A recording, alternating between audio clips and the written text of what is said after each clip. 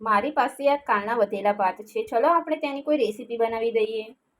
આપણે 1 ગ્લાસ પાણી ગરમ કરીશું. આ પાણીને આપણે બરાબર ઉકળવા દેવાનું છે. હવે આપણે આ ભાતને મિક્સરમાં એડ કરી દઈશું. જે પાણી ગરમ કરીને રાખ્યું છે તે એડ કરી દઈશું.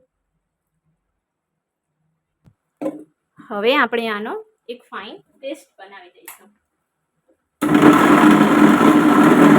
હવે આપણે આ પેસ્ટને એક બાઉલમાં નીકાળી દઈશું. આપણે આટલો જ સ્મૂથ પેસ્ટ કરવાનો છે.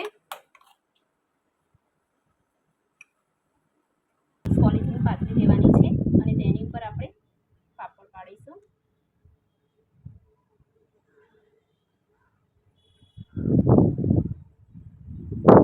તમે જોઈ શકો છો કે આપણા પાપડ આપણે તડકામાં સૂકવી દેવાના છે 1-2 દિવસ માટે,